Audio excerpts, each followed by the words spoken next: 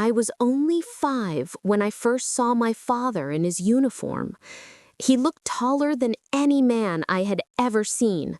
Shoulders straight, eyes steady, and yet his smile was the gentlest thing in the world. Mom told me he was leaving soon. Something about duty, about protecting people far away. At 5, I didn't understand what duty meant. All I know was that my favorite person was going somewhere far, and he wouldn't be home for a long time.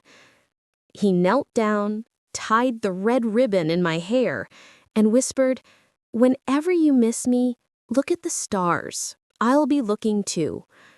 I didn't know then how many nights I'd spend searching those skies. The house felt different after he left. Quiet, still. Mom tried to be strong, humming while cooking, smiling for me, but sometimes I caught her staring out the window, eyes wet, pretending she was fine. Every few weeks, a letter came. The envelope smelled of dust and wind. I traced his handwriting with my small fingers. The loops and curves felt like a hug.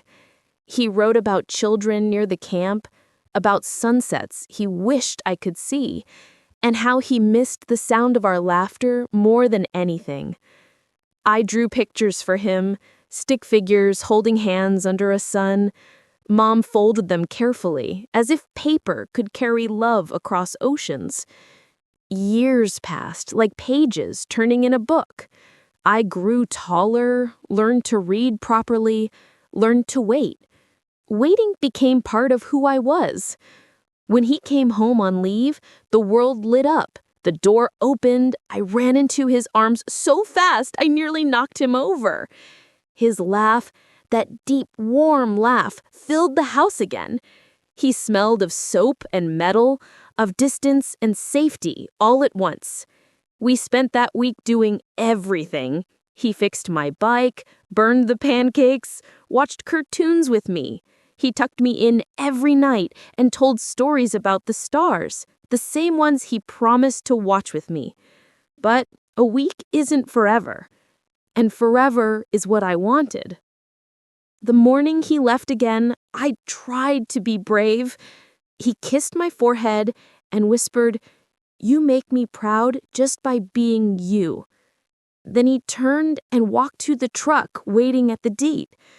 I felt something inside me stretch and break and stretch again. Days became weeks, and weeks became months. Letters came slower now. He wrote about the noise, the dust, the long nights under strange skies.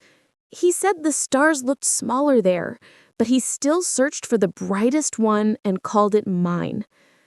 One night, the power went out. Mom lit a candle, its flame trembling. She held a new letter close to her chest before reading. Her lips moved, but no sound came. When she finally looked at me, her eyes said everything words couldn't. "He was coming home soon," she said. "Just a few more weeks." I slept hugging his old jacket, counting the days like treasures. The weeks slipped by, and the world felt lighter with every sunrise. Mom smiled more, she hummed while folding clothes, even baked his favorite pie again. Hope can change the sound of a house. Then, one morning, a knock at the door. Not the cheerful rhythm I dreamed of. 3 slow, heavy knocks that echoed through the hallway. Mom froze. I remember the way her hand trembled on the doorknob, the way the air seemed to thicken around us. When she opened the door, 2 men stood there in uniforms like his. Their faces were calm, too calm. One of them held a folded flag. The world blurred. I didn't understand the words they said, only the weight of silence that followed. Mom's knees gave out, and that flag fell against her chest like thunder. I wanted to scream, but no sound would come. For days, people filled the house, voices soft and careful. They brought flowers, food, too many hugs. Every time the door opened, I wished it was him, walking in with that crooked smile. At night, I stared at the sky. I searched for the brightest star, whispered stories to it, pretending he was listening. Weeks turned into months. Mom packed away his uniforms, his boots, his medals, but she couldn't pack away his smell or the echo of his laugh. Those stayed, floating in the air like ghosts that refused to leave. One evening, a package arrived. A small box, wrapped carefully, addressed in handwriting I knew too well. It had been sent before he was gone. Inside was a watch. Silver, simple, still ticking. There was a note taped to it. For when you're old enough to chase your dreams on your own. Time will move fast, sweetheart.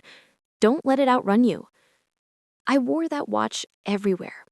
Every tick felt like a heartbeat, like he was still near. Whenever it stopped, I'd wind it up again and whisper, "I'm still here, Dad." Years passed, and I learned to live with the empty chair at the table. Mom worked 2 jobs, kept her chin high. She said strength wasn't about never crying.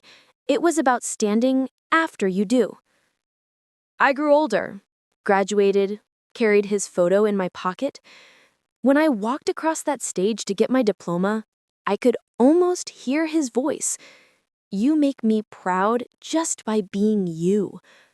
The crowd cheered, but in my head, it was only his clapping that mattered.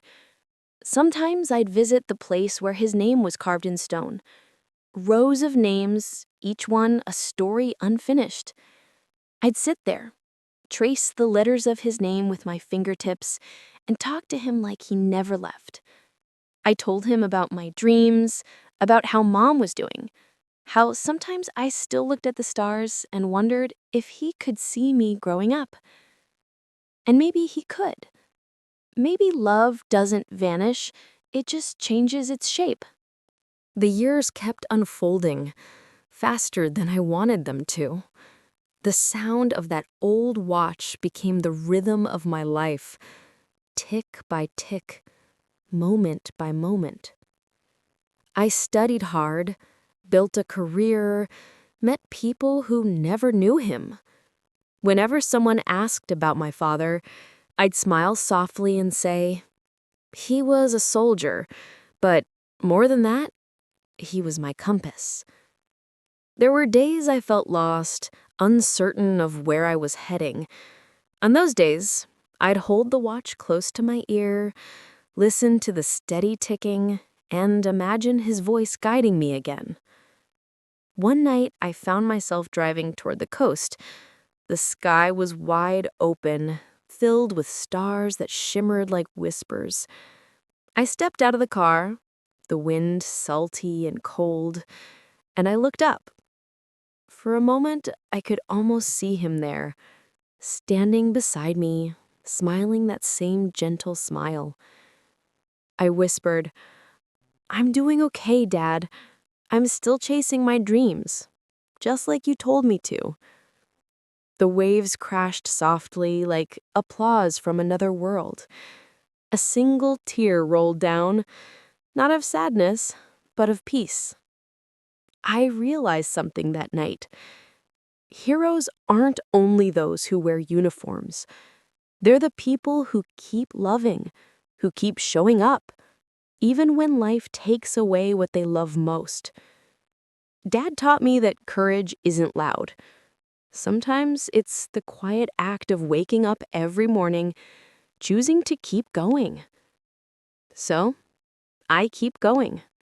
I teach now at a small school near town. Every year, I tell my students about kindness, about strength, about a man who believed in both. On Veterans Day, I wear his medal around my neck. It's heavy, but it feels like home. When the ceremony begins and the flag rises, I hear his voice in the quiet between the notes of the anthem.